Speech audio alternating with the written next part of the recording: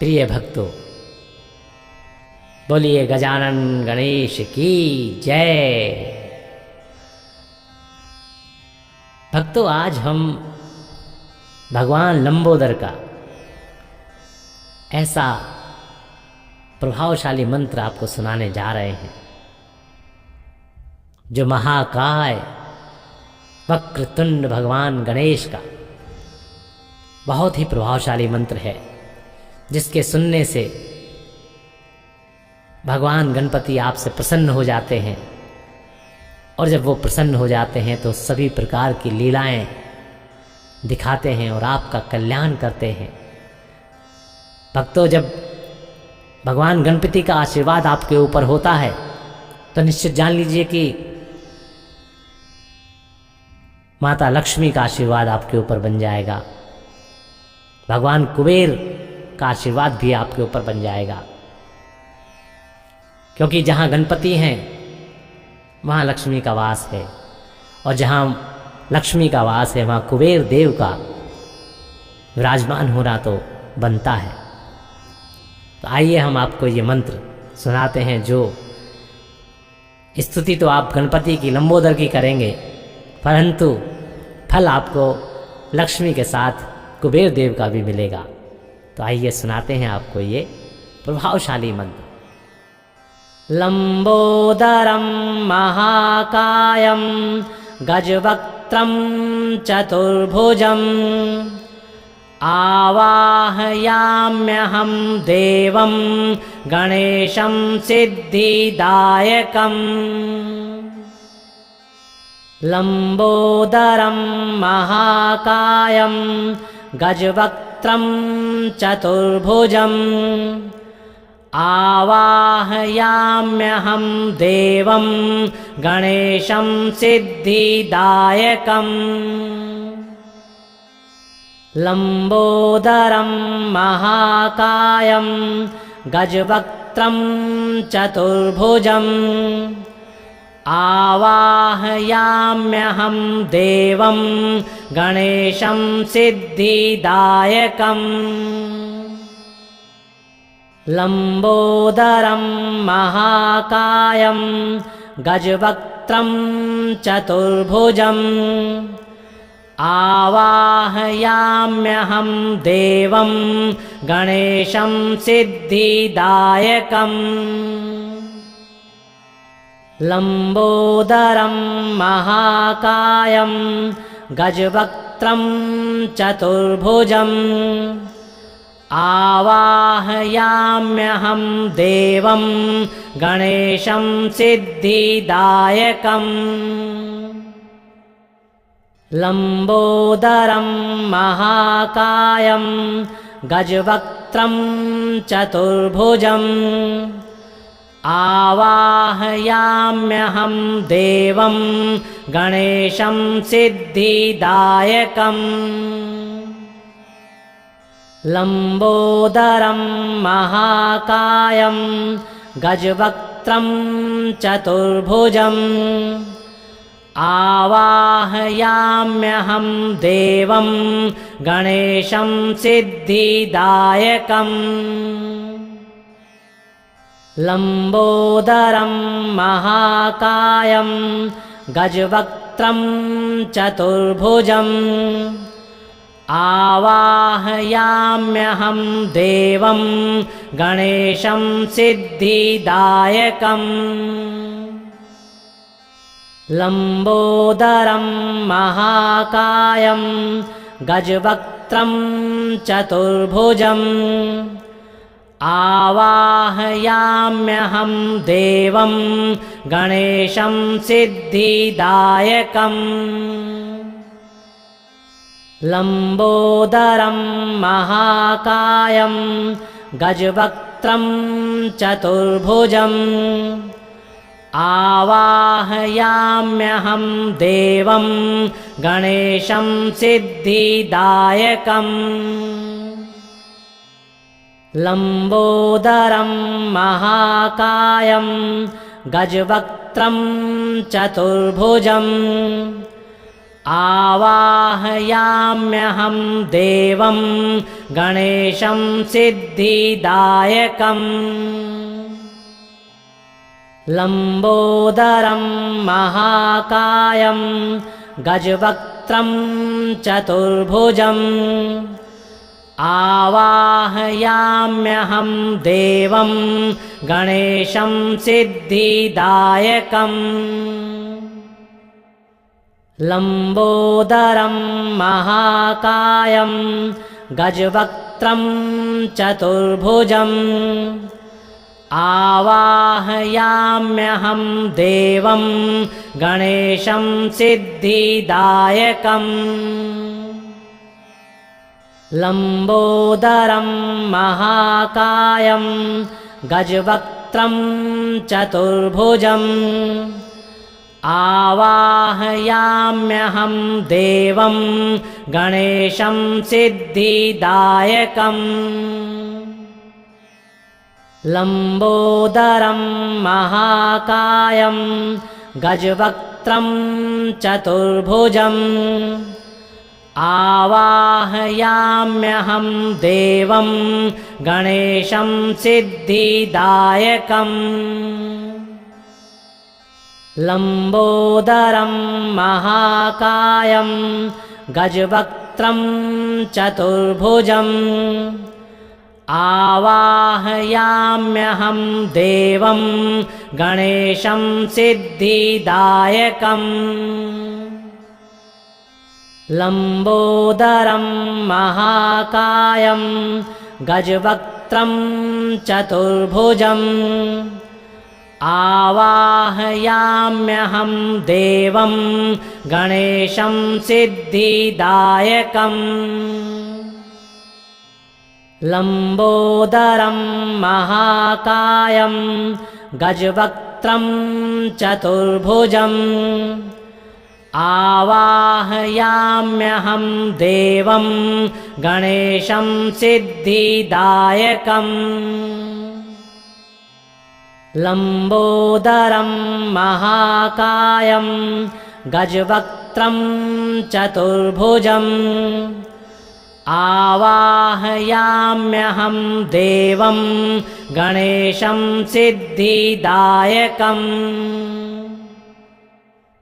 लम्बोदरं महाकायं गजवक्त्रं चतुर्भुजम् आवाहयाम्यहं देवं गणेशं सिद्धिदायकम् लम्बोदरं महाकायं गजवक्त्रं चतुर्भुजम् आवाहयाम्यहं देवं गणेशं सिद्धिदायकम् लम्बोदरं महाकायं गजवक्त्रं चतुर्भुजम् आवाहयाम्यहं देवं गणेशं सिद्धिदायकम् लम्बोदरं महाकायं गजवक्त्रं चतुर्भुजम् आवाहयाम्यहं देवं गणेशं सिद्धिदायकम् लम्बोदरं महाकायं गजवक्त्रं चतुर्भुजम् आवाहयाम्यहं देवं गणेशं सिद्धिदायकम् लम्बोदरं महाकायं गजवक्त्रं चतुर्भुजम् आवाहयाम्यहं देवं गणेशं सिद्धिदायकम् लम्बोदरं महाकायं गजवक्त्रं चतुर्भुजम् आवाहयाम्यहं देवं गणेशं सिद्धिदायकम् लंबोदरं महाकायं गजवक्त्रं चतुर्भुजम् आवाहयाम्यहं देवं गणेशं सिद्धिदायकम् लंबोदरं महाकायं गजवक्त्रं चतुर्भुजम् आवाहयाम्यहं देवं गणेशं सिद्धिदायकम् लंबोदरं महाकायं गजवक्त्रं चतुर्भुजम् आवाहयाम्यहं देवं गणेशं सिद्धिदायकम् लंबोदरं महाकायं गजवक्त्रं चतुर्भुजम् आवाहयाम्यहं देवं गणेशं सिद्धिदायकम् लंबोदरं महाकायं गजवक्त्रं चतुर्भुजम् आवाहयाम्यहं देवं गणेशं सिद्धिदायकम् लंबोदरं महाकायं गजवक्त्रं चतुर्भुजम् आवाहयाम्यहं देवं गणेशं सिद्धिदायकम्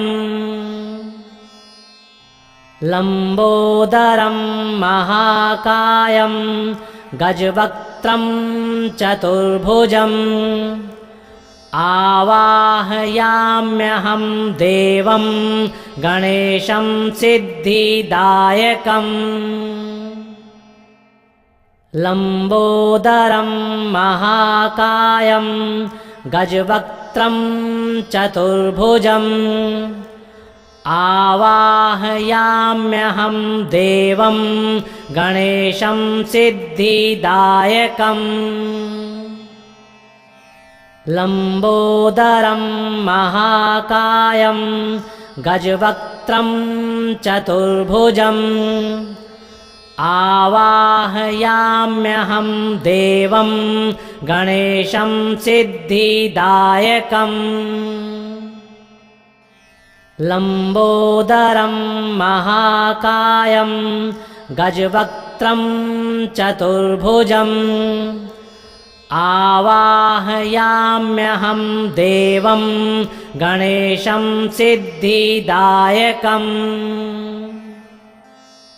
लंबोदरं महाकायं गजवक्त्रं चतुर्भुजम् आवाहयाम्यहं देवं गणेशं सिद्धिदायकम् लंबोदरं महाकायं गजवक्त्रं चतुर्भुजम् आवाहयाम्यहं देवं गणेशं सिद्धिदायकम् लंबोदरं महाकायं गजवक्त्रं चतुर्भुजम् आवाहयाम्यहं देवं गणेशं सिद्धिदायकम्